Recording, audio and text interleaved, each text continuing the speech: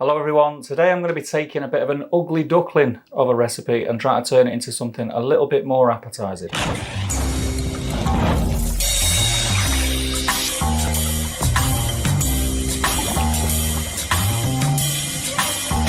Hi everyone, today I am going to be cooking corned beef hash. It's not the most appetising looking meal, but we're going to try and do some things a little bit differently with this one. We're going to give it a crumbly crust and make it with a few more vegetables in to give it a little bit of structure. So the first thing we'll do is run through the ingredients. Obviously the main part of this meal is your corned beef, and you want about 350 to 450 grams to feed 4 people. Along with that we're going to have a couple of sprigs of thyme, which just add a nice bit of flavour.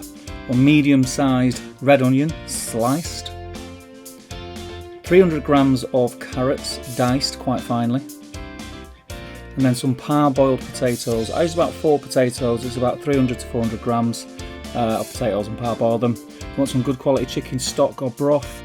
You also want some unsalted butter, some English mustard and some Worcestershire sauce.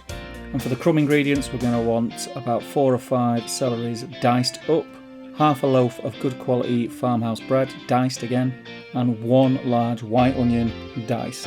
As well as that, we'll be cooking in some decent virgin olive oil. So that's everything you need. If you missed any in that clip, do check the description below. I'll put a list of all the ingredients that you need to make this recipe. Without further ado, let's get stuck in.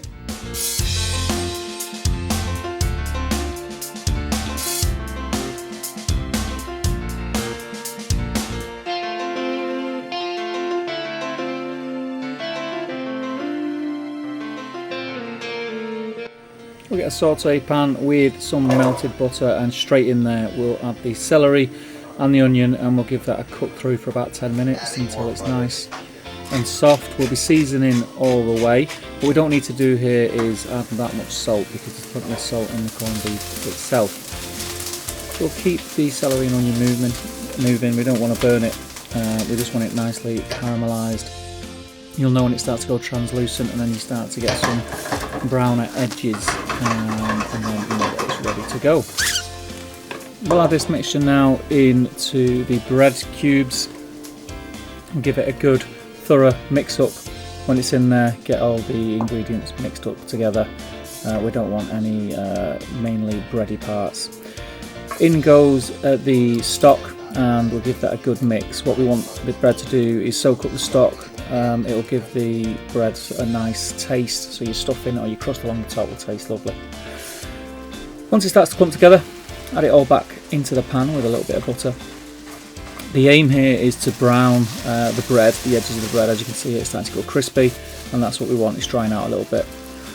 We'll lay this out on a flat oven tin, spread it out, and pop that in the oven on about 160, 170 for about 10 to 15 minutes until it dries out and gets crispy around the edges.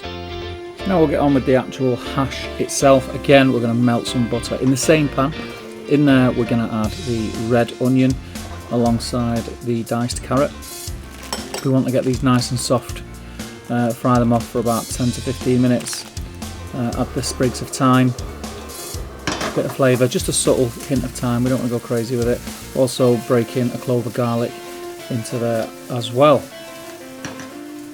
In with our potatoes, and again the aim here is to start to brown the edges of the potatoes. We want to get like a nice crisp to the edge of the potatoes. That'll add a bit of flavour. In with some Worcestershire sauce, and then add your mustard. Once it's thoroughly mixed, we're going to transfer this to a casserole dish, and then we're going to break up all the stuffing or crumble and add that to the top. We'll hit that again in the oven for about another 15 to 20 minutes on 160. And once you take it out of the oven, all that's left to do is serve up. So I'm going to get some of this in my bowl and have a taste.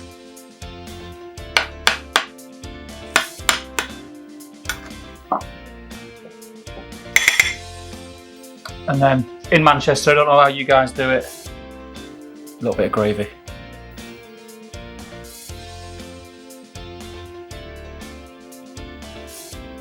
So that's my corned beef hash. Please do give it a try. I think you'll be pleasantly surprised.